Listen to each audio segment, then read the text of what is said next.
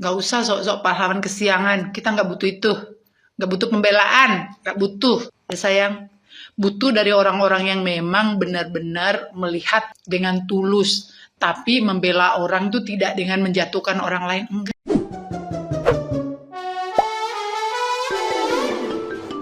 Upaya perdamaian di tengah konflik panas antara Ruben Onsu dan Sarwendah kini justru memicu keretakan hubungan dengan orang terdekat. Mantan manajer kedua artis tersebut, Nanda Persada, mengaku sangat sedih dan terkejut setelah akun media sosialnya mendadak di-unfollow oleh Sarwendah. Padahal, niat awalnya memberikan pernyataan ke publik semata-mata ingin menjadi penengah yang netral demi kebaikan masa depan keluarga mereka.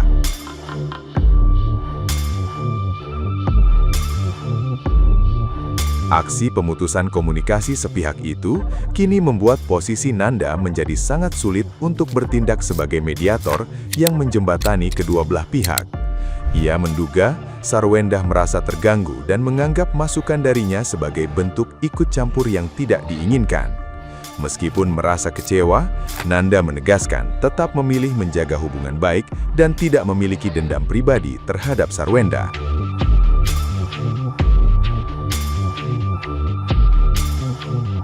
Nah, gimana nih menurut netizen yang terhormat? Silahkan berkomentar ya.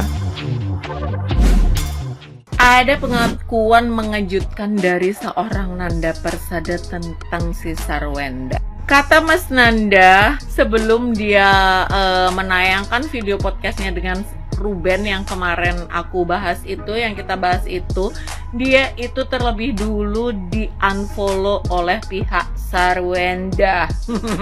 Bahkan di akunnya Mas Nanda itu mengatakan, sampai ada sindiran gitu loh, mungkin kesel kali ya.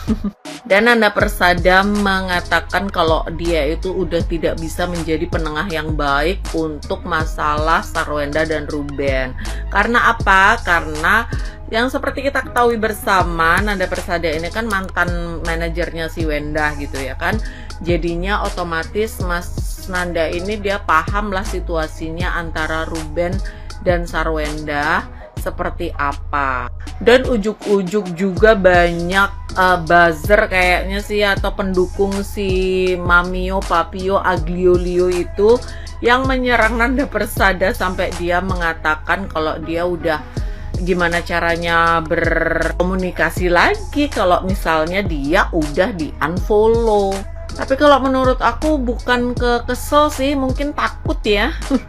Takut makin kesebar, makin melebar masalahnya kemana-mana, disangkut pautin sana sini ya kan. Sama lah kayak kita kalau nggak suka sama orang gitu, apalagi kita diomongin gitu ya kan, lebih baik dah kita unfollow aja ya kan. Ya untuk apa? Untuk merawat diri walaupun banyak tekanan sana sini, ya nggak sih? Dengar-dengar ada yang unfollow mantan manajer ini. Makanya gini loh, ya kan, jadi orang, apalagi ya mungkin kau sudah jadi artis atau selebritis yang selalu dilihat oleh orang lain, kau harus perfect gitu kan, tuntutannya harus begitu. Ya kan, walaupun kalian itu tidak usah melakukan apa yang netizen inginkan. Cuman itu kan kalau dari segi misalnya pandangannya ya, nggak usah bikin yang aneh-aneh. Yang bikin pandangan netizen itu tuh semua itu menangkap itu jelek gitu loh, paham gak sih? Misalnya ketika tadi kau memang sudah berakting yang lugu, cantik gitu, senyum kau bagus, cantik, nggak usah bikin yang aneh-aneh gitu loh. Cuman itu aja ya kan. Dan satu lagi, nggak usah nantang-nantang netizen. Nggak butuh netizen lah, netizen begini begitu, nggak usah itu. Nggak ada orang yang benci sama kau sebenarnya dari tadinya, nggak ada. Karena ya semenjak kau bercerai itu orang-orang pada simpati sama kau. Ya kan, simpati. Karena apa? Ya karena kau sudah berumah tangga ya udah lama gitu kan. Kau juga aku dengar-dengar waktu menikah sama si mantan ini kau rela pindah agama atau gimana sih? Bener nggak?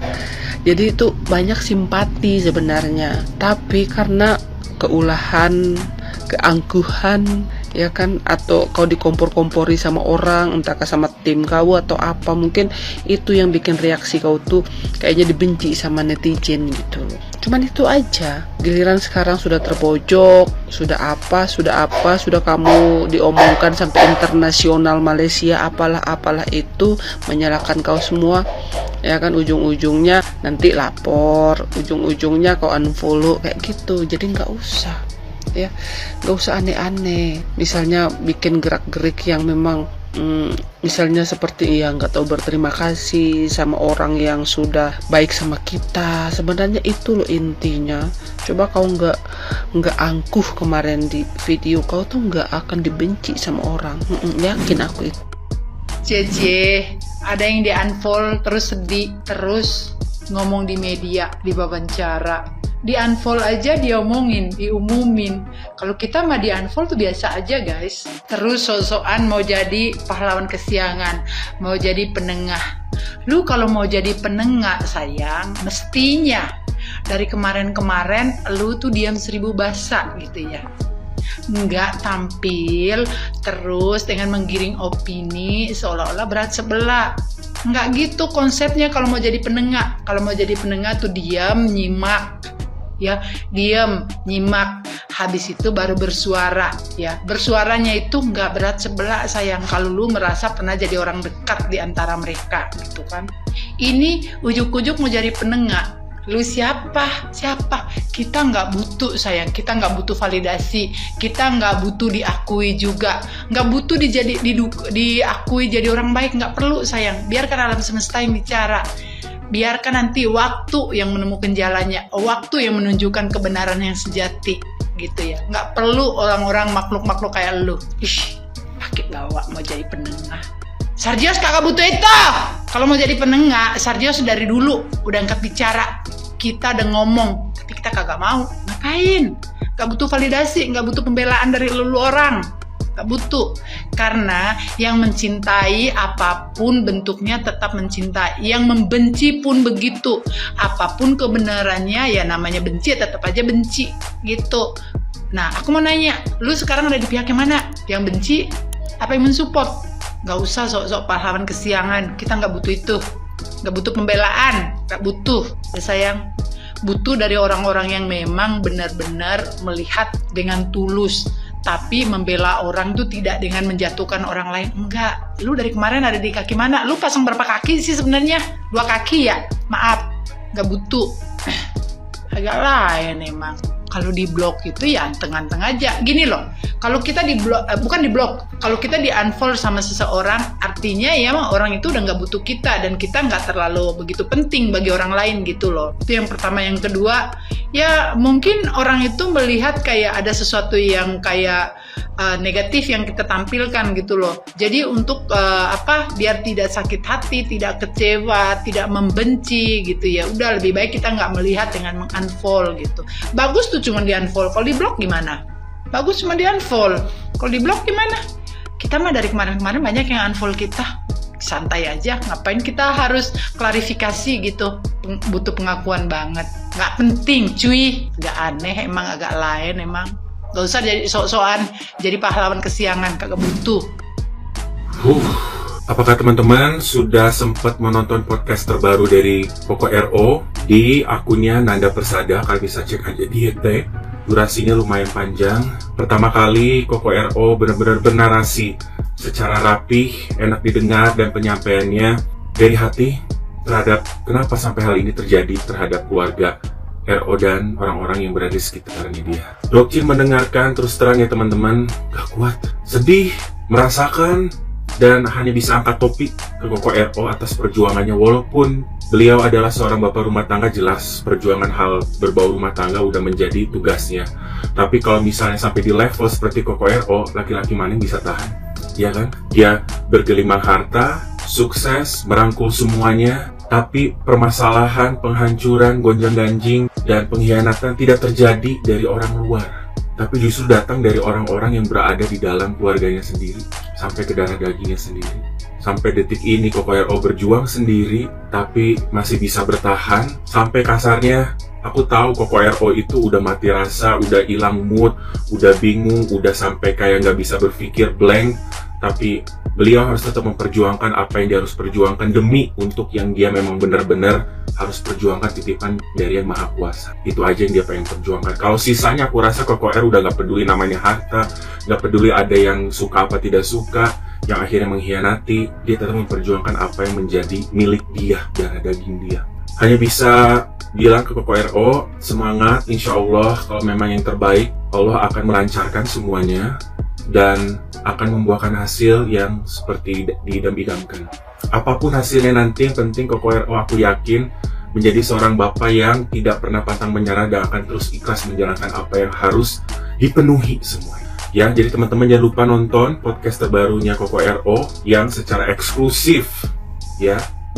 Pertama kali kita mendengarkan semua kekompleksan apa yang perlu kalian ketahui. Jadi akunnya Nanda Persada Diet ya, kalian nonton sendiri. Oke. Itu ada podcastnya Bang Nanda sedang bersama dengan Ko R ya. Di situ Ko Nanda menanyakan beberapa pertanyaan kepada Ko R ya, seputar yang sedang rame dibicarakan saat ini ya. Nah, di sini kita semua kalau memang sudah mendengar ini podcast ini, kita dengerinnya dari awal sampai akhir ya, jangan sepotong-sepotong supaya jelas ceritanya ya. Dan terutama untuk kepada fansnya Cici SW juga dengerin nih ya.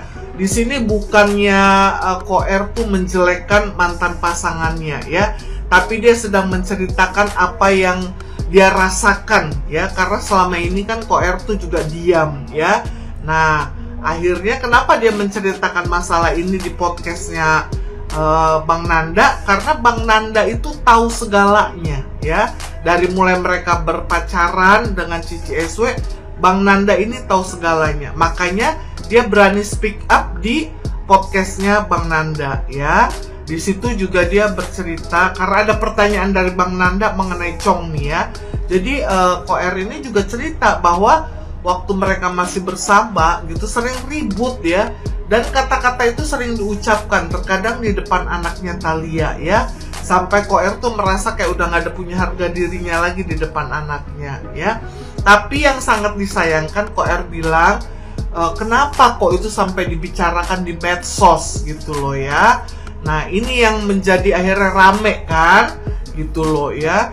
Nah, di situ juga Ko R juga menyebutkan beberapa nama ya, selain dari adik iparnya ya, dan juga mengenai adiknya, adik kandungnya ya. Di situ semua diceritakan kepada Bang Nanda di podcastnya ya. Sedih juga sih ya saya mendengar cerita dari Ko R ini ya, kok sampai segitunya gitu ya, dan terlalu sabar banget gitu loh ya ngadepin Cici SW ini ya. Padahal kita lihat bagaimana Ko R itu begitu menyayangi Cici SW ya, sampai meratukan dia banget lah ya. Jadi kita semua jangan lagi lah ya terlalu menghujat Ko R ya. Dia sudah ceritakan semuanya, walaupun mungkin ada bagian-bagian yang tidak semuanya dia ungkap ya, karena itu juga dia merasakan itu urusan pribadi rumah tangganya ya. Jadi teman-teman, kalau nanti kalian melihat podcast ini, dengerin ya dari awal hingga akhir ya. Oke, bye-bye teman-teman.